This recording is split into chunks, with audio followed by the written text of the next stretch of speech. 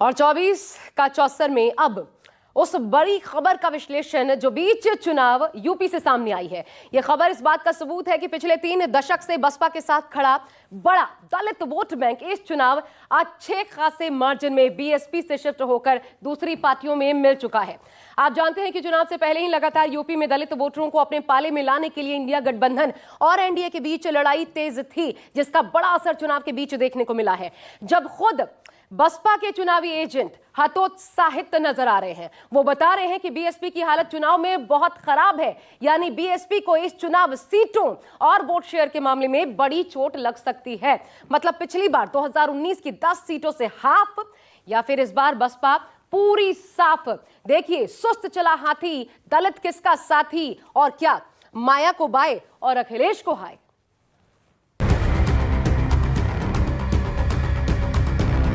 बहुजन समाज के लोग और तमाम वो लोग जो संविधान में आस्था रखते हैं, संविधान के प्रति पूरे समर्पित हैं, वो संविधान बचाने के लिए एकजुट होकर के इस भारतीय जनता पार्टी के खिलाफ मतदान करने जा रहे हैं। मुझे तो लग रहा है इस बार जरूर बदलाव होगा, क्योंकि जो जनता है, मैं ये महसूस कर रही हूँ कि जनता कुछ साइलेंट सी है। सपा का गठबंधन क्या कहता है? वो कहता है कि वह पिछड़ी जाति के लोगों को मिलने वाले आरक्षण को काट करके अल्पसंख्यकों को दे देगा। 10 साल में करीब करीब 400 सांसदों का समर्थन हमारे साथ रहा है। मोदी ने इसका उपयोग गरीब, दलित, पिछड़े, वंचित, उन्हें सशक्त करने के लिए किया है। बहुजन समाज के बहुत सारे अपने समर्थक हैं, हम उन्हें भी सावधान करने आए हैं, क्योंकि ये भारतीय जनता पार्टी अगर चुनाव जीत गई तो ये संविधान बदलने का काम करेगी। दलित, पिछड़ा, बहुजन समाज, यही वोट जिताएगा दिल्ली का ताज। भारतीय जनता पार्टी से सीधा मुकाबला समाजवादी लोग कर रहे हैं। मैं तमाम बहुजन समाज के लोगों से और तमाम वो लोग जो बाबा साहब के रास्ते पे चलते हैं, उन सब से मैं अपील करता हूं कि अपना वोट ना खराब करें, इस चुनाव में समाजवादियों की मदद करें। जब रिजल्ट आएगा तब मालूम पड़ेगा कि सरकार कौन सी पार्टी बना रही है और किस पार्टी को कितनी सीटें मिल रही है। मैं आज देश की जनता को कहना चाहता हूं कि कांग्रेस पार्टी ने हमेशा SC, ST और OBC के आरक्षण पर हमले किए हैं। 24 के चुनाव में 5वें चरण के मतदान हो चुके हैं, यानी 1/3 वोटिंग पूरी हो चुकी। ऐसे में देश के सबसे बड़े सूबे उत्तर प्रदेश का समीकरण अब किसको लोकसभा का रण जिताने वाला है, ये इस बात पर तय होगा कि इस बार यूपी का दलित किसके साथ है। 10 साल में करीब करीब 400 सांसदों का समर्थन हमारे साथ रहा है। मोदी ने इसका उपयोग गरीब, दलित, पिछड़े, वंचित, उन्हें सशक्त करने के लिए किया है। एनडीए ने पहले दलित बेटे को और फिर हमारे देश की आदिवासी बेटी को संविधान का सर्वोच्च पद, राष्ट्रपति पद पर बिठाया।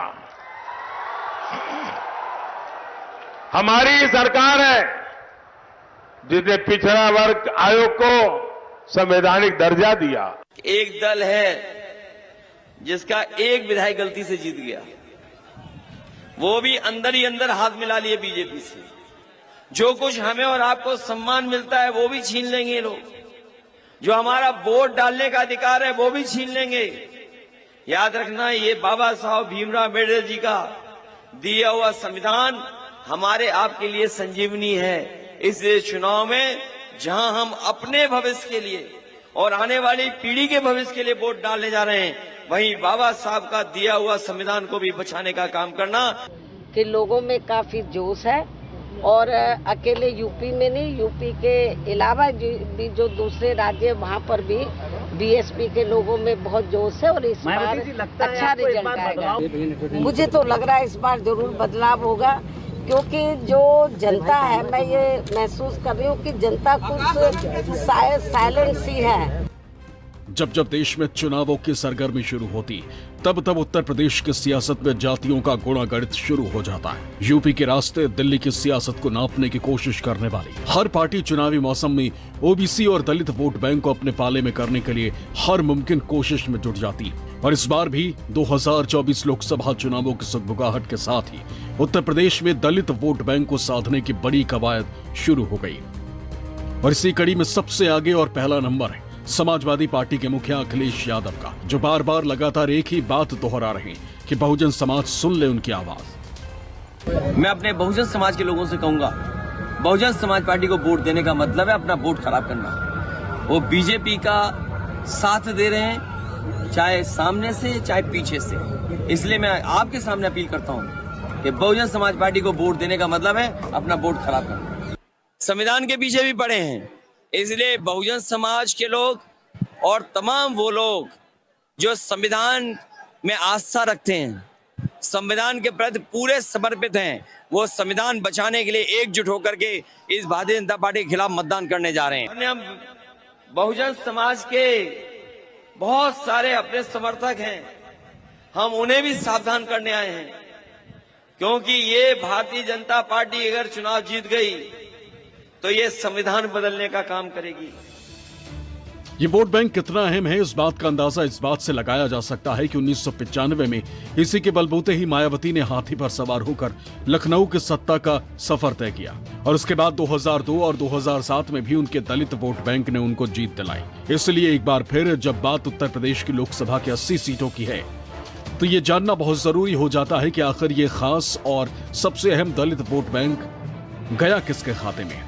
क्योंकि जब न्यूज 24 ग्राउंड जीरो पर पहुंचा तो पता चला कि बीएसपी के एजेंट भी इस बार हार मान चुके हैं। वो तो यहां तक कह रहे हैं कि बहुजन समाज पार्टी की जमानत ही जब्त हो जाएगी। यहाँ की बहुत हालत खराब है, बहुत हालत खराब है। हमको तो लगता है जमानत ही जब्त हो जाएगी।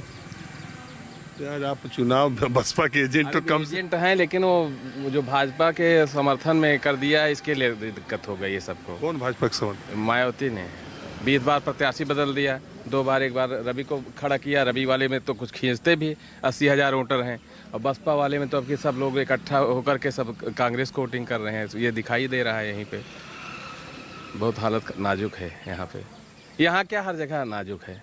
आप बसपा में है? हाँ बसपा में है। आज आखिरी दिन है तो हाँ आखिरी दिन से मतलब नहीं, हम इतना डर नहीं है। जब बड़े बड़े नहीं डराएगा तो हम इतना डरे वाले में नहीं रहे। हम बता देती आज आखिरी दिन हो चाहे जो हो, उससे नहीं होता। यार यहाँ एजेंट हो।